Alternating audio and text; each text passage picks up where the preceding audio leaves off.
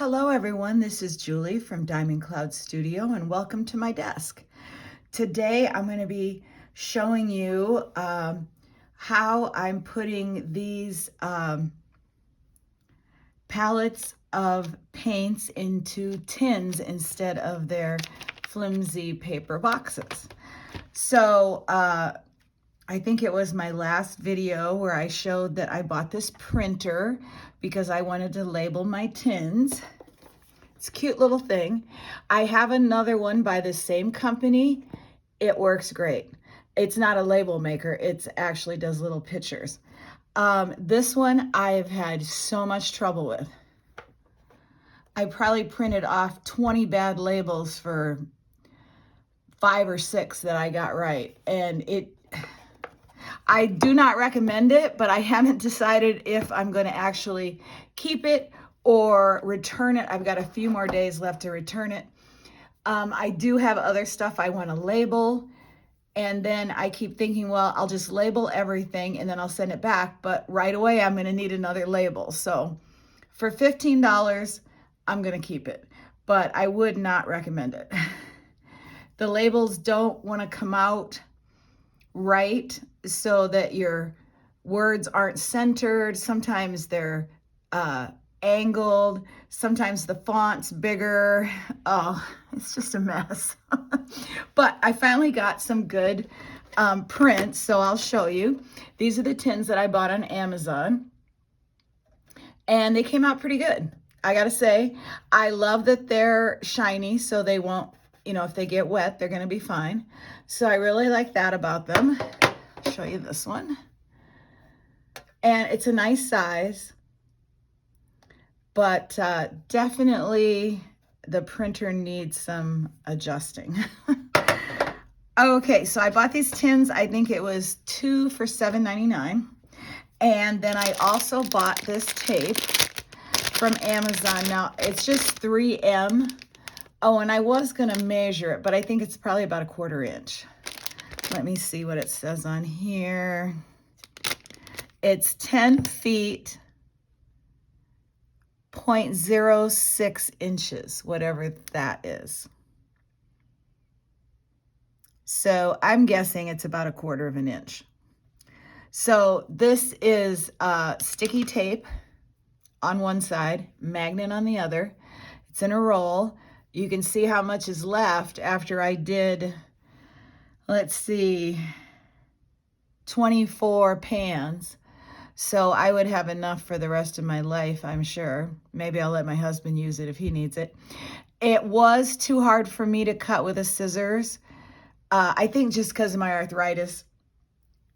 He had no problem cutting it with the scissors, but he ended up cutting it with the paper cutter, which then it kind of slid and was crooked, but it still worked. And some of them he had to cut straight for me. And this was, I don't remember, it was under $10. I wanted less, but you can't get less, so you got to take what you can get.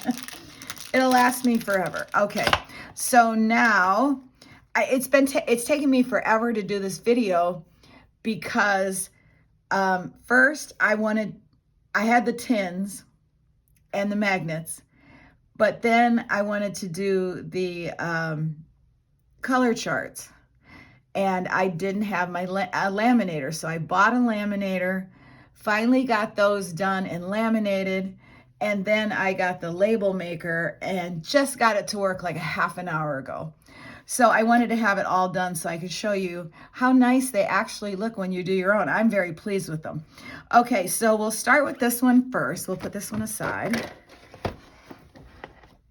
Okay, so this is the Japanesque Color and Black and Shadow. And here is my color chart. And I hand wrote them out. Hopefully it's not too reflective. And then here's the bottom ones. These are the shadow colors. They're absolutely gorgeous. These were also bought on Amazon, and they're about $10 a box.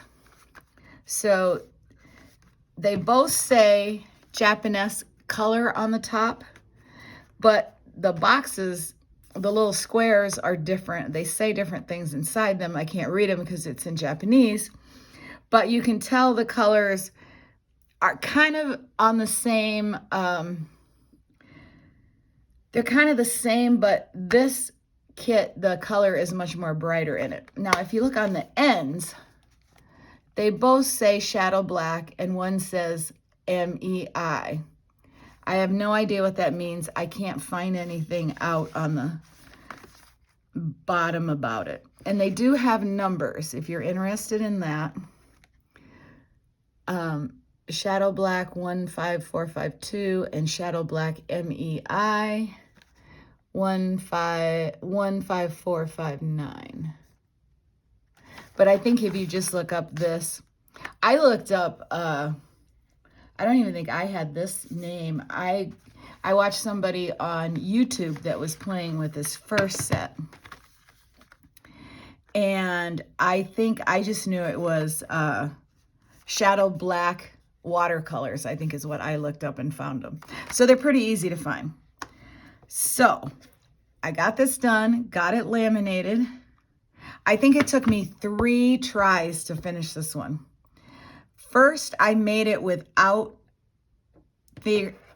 measuring it to see if it would fit inside the tin, and it barely fits now.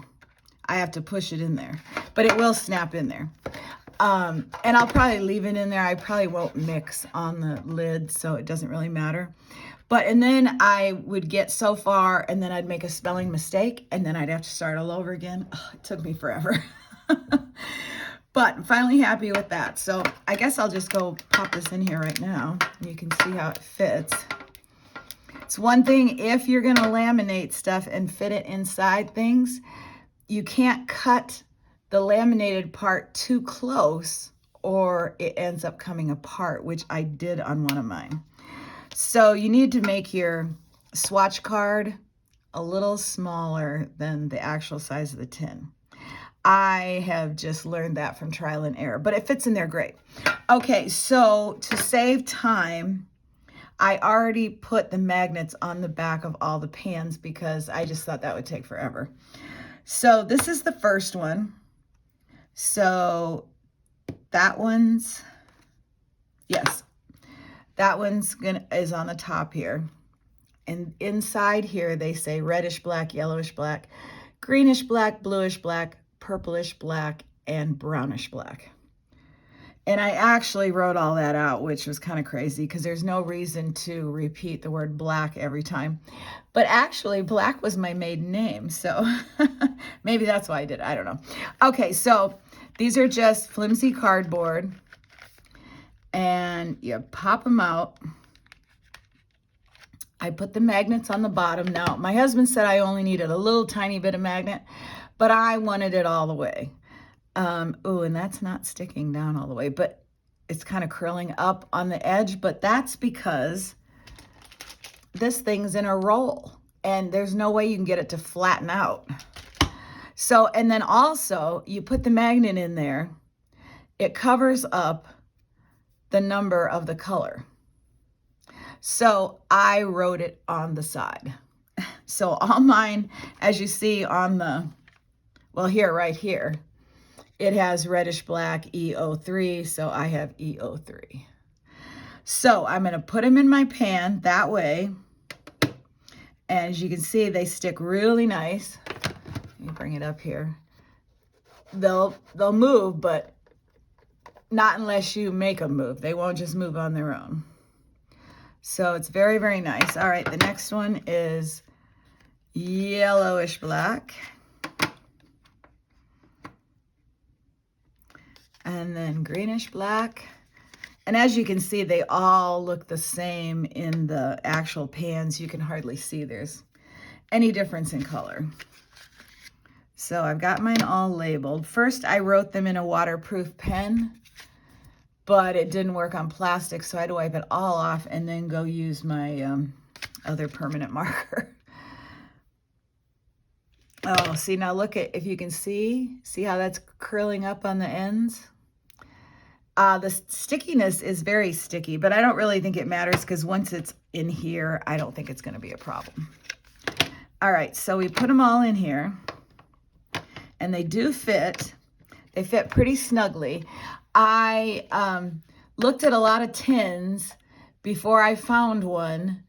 After, I read the reviews, finally I found one that said they fit the Kuretake Ganzai pans, and they actually showed pictures of it, so I could see that it fit 6 across. So, I'm going to bring them down just a little bit here because, the corner is rounded and these are square, so they're not going to fit all the way to the top, but I think there's a little bit of room. Okay, so that's the first row. Now, of course, I really don't need to save this box, but there's no way I am getting rid of this box. So I have a box of boxes. I've told you about it before, and these will go in my box of boxes.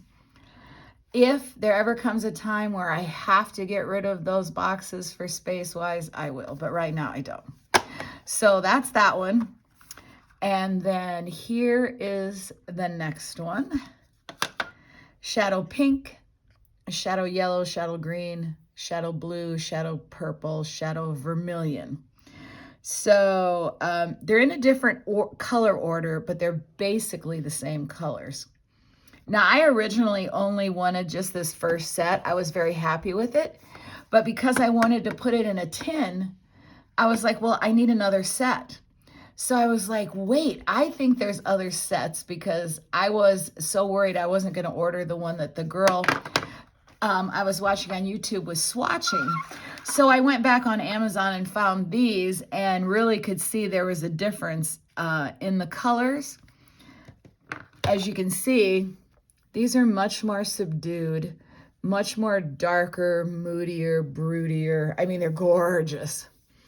These are a little bit brighter, but they still have the darkish, inky black color in them. So I went ahead and ordered these also so I could make my little tin complete. And as I did on the other ones, these I numbered. Actually, I wrote these out first so they look better than the other ones.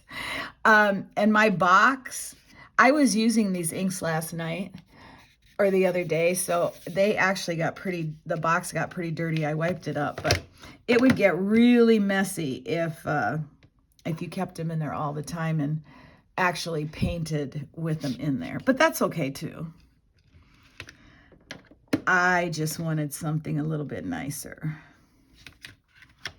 All right, and you see there is some room. They don't have to be all the way to the bottom. Okay, this is the blue one.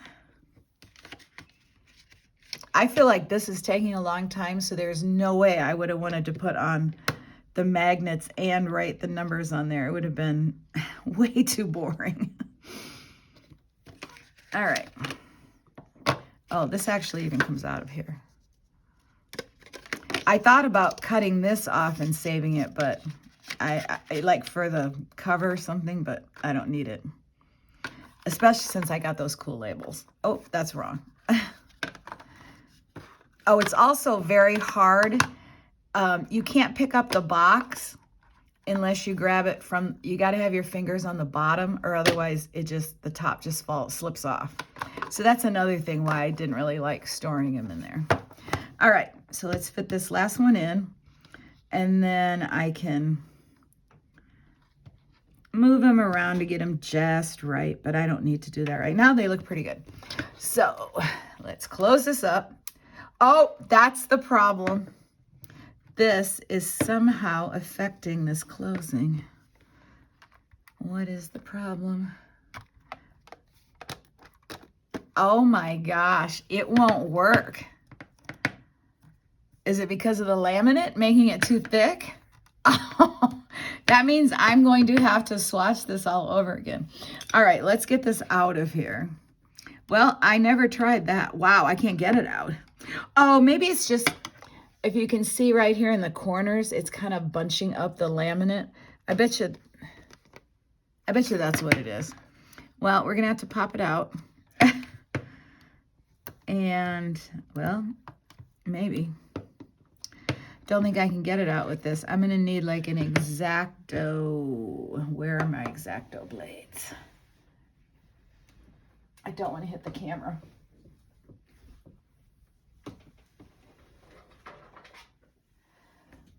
Okay, I got them. Let's see if I can get it out with the X-Acto blade. Well, let's take this one then.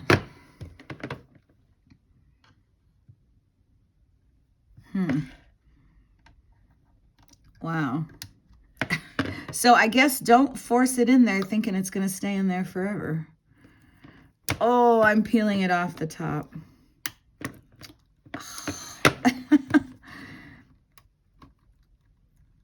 Okay, there we go. Almost got it. Okay. I did, as you can see, kind of mess it up. I'm going to have to cut this closer and then see if I can fit it in there and see if the lid will close. If it won't, see, I've got to cut off all this extra. There can't be any extra plastic around the edge, which means this isn't going to stick to this. So this whole thing needs to be swatched over and swatched smaller. So trying to get a perfect fit was a bad idea. I could have just taped it in there and made it smaller. So I may have to do this all over again, but that will be for another day. So now you can see we can close it up and it's perfect. So it will work. Just keep that in mind if you want to do anything like this. Make your swatch card a little bit smaller than what fits. All right, so this one's done, not perfectly done, which I'm not happy about. I wanted this to be so perfect. I wonder if I could just cut it right now and see if it fits. Would you mind if I did that? I'm gonna have to pause it for a minute and go get a scissors. Okay, I'm back. I got my scissors and I decided to just cut the edge off while I was off camera. And we'll see if it fits. Oh, goes in much better. All right, now the test is, will it close? And it closes. All right, I'm very happy now. So I may still tape it down because it's kind of sticking up on an edge or something, but I'll probably just put a piece of double-sided tape back there. So we have the first pan all done. So happy. It really works, guys. And it's so much nicer than these boxes, especially these boxes. Maybe I won't keep them in my box of boxes. Okay, let's put this off to the side. I'll probably have to cut the other one down also, unless it's a little bit smaller. I'm not sure. All right, the next one is my Kuretake Ganzai Tambai ones, and I have the original set. That my first ones I ever bought were these starry colors, and my colors are not labeled with names. Well, they are, but they're in Japanese. If you can see, they've got the numbers, but the color names are in Japanese, so I can't read them. But if you go on Amazon, and it's not if you go on Amazon, you may have this box and it may say the colors on it. Mine doesn't, but if you go on Amazon, you look them up and you scroll down, they do show pictures of it with the names. So I think some of the boxes have the names. So I have the names. Now I also did the same thing for these. They're numbered 901 and they have the magnet on the bottom. So those are gonna, actually they go in second because I did my granulating colors first on the color chart. Not sure why, but that's how I did it. All right, so here are these. And here you can see these got very messy when I was playing with them the other day. So I think over time, the box is plastic coated where these are not. So I think these would wear worse than these. You can probably wipe the color off of here. Let's see. Oh yeah, it wipes right off. I have a paper towel here. There. So they will hold up much better if you just keep them in here. But again, kind of flimsy. So everything is labeled.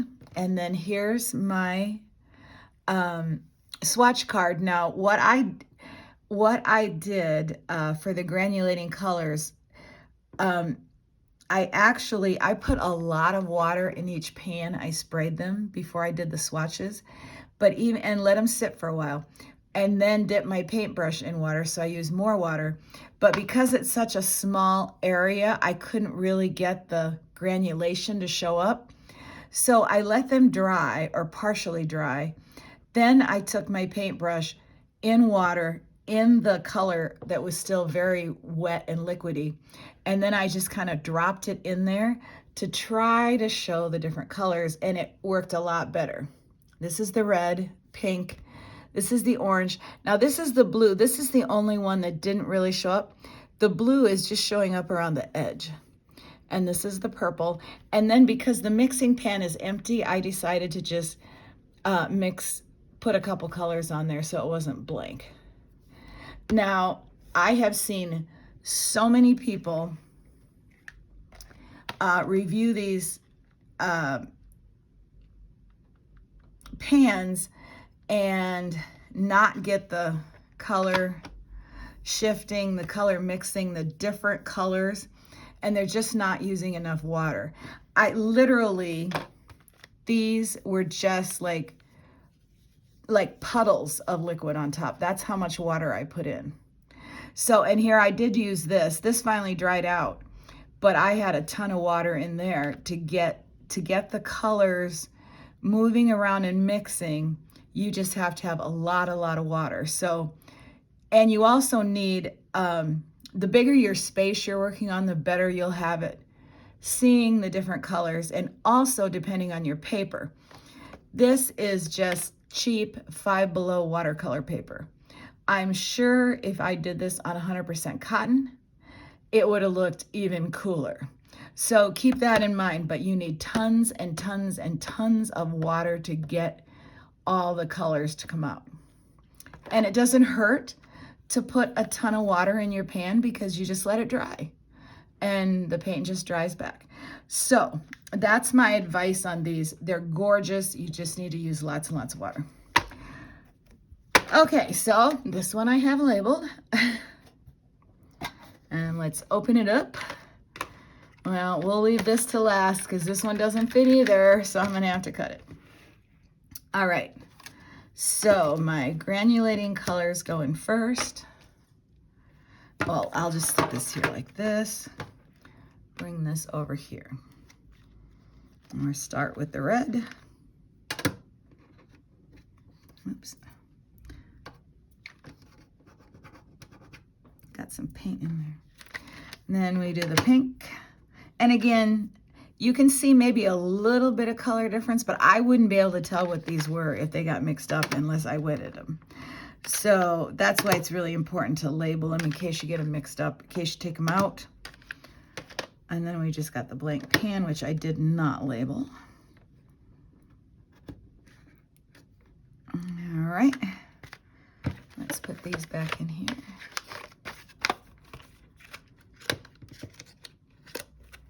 All right, and then we'll bring over our starry colors.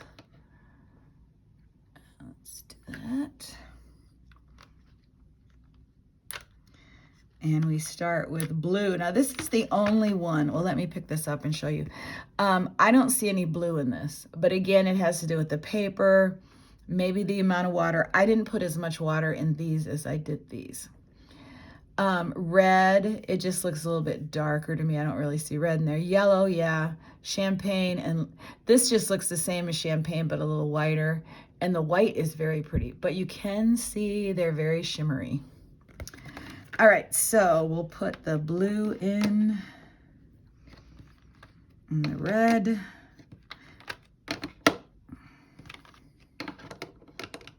I was going to do these on black paper, but the black paper I have is mixed media paper, and it sucks the water out. Whatever you put on there, no matter how much, it just like sucks the water in. And you have to do 2 or 3 coats to really get a good look, so I just decided not to do that. It was a lot just getting the one swatch right. Oops. I'm gonna try to center those a little bit. And there you go. Very beautiful, so much nicer. And now, okay, I'll put this away. And then I'm going to, I'll just leave the camera on and cut around here while I talk. If I can talk and cut at the same time, might not be able to. It was so nice out. It was bright, and now it's like clouds have moved in and the wind is blowing and it looks really dark on my desk. I guess it's good that we're almost done. All right, so see, it's just a little tiny bit, but that's enough. I'm gonna move a couple things on my desk, maybe to let a little more light in over here. I don't know if that's gonna make any difference. All right, I think it's still okay. All right, so I'm cutting in really close. Kind of defeats the purpose of laminating because the edges are going to be open to water, but I don't plan on getting them wet. And anyway, at least it's better than just the plain card with nothing on top of it.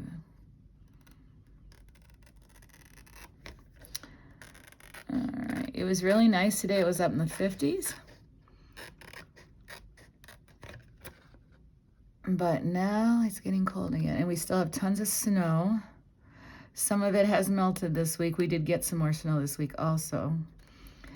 I'm placing bets. Well, I want to place a bet with my husband, but he doesn't want to. So I'm just betting myself when the snow is all going to be melted, all the piles up around our building. And I'm guessing not before March 13th, and it's March 1st today. So there is a lot. Oh, okay, that one, and they're really nice. That's a little bit, this one's a little tiny bit smaller than the other one. So that's good. So we should be able to shut the lid. Nope. Yep. Oops. Oh, that one's definitely going to have to be taped in. All right, now I wonder why that didn't want to shut. I think it's because it fell down. Yeah, it just fell down. So here we go. As you can see, one of my tins came with a little tiny bend in it, but you can't be that picky when you're ordering stuff off of Amazon. Or you'll send everything that you ever buy back. So that was my demonstration for today, I guess. That's all I have to share. And then I will come back very soon and do one of the other things that I talked about in the last video. I think I said I had about, like 4 or 5, maybe more ideas for videos. And I actually need to start writing them down because sometimes I'll forget about something. And I know I have something over on my shelf that shouldn't be there. It should be in the pile of stuff to make videos about. And I was like, well, that's going to get forgotten. So maybe I'll work on making a list. But anyway, I think that's about it today. I hope you enjoyed seeing this. Thank you to all my new followers. I cannot believe how many followers I have. I think I'm up to 260 something, so that's super exciting. And give me a like and a follow if you enjoyed this video. And I will see you next time. Signing off. Love you guys. Bye.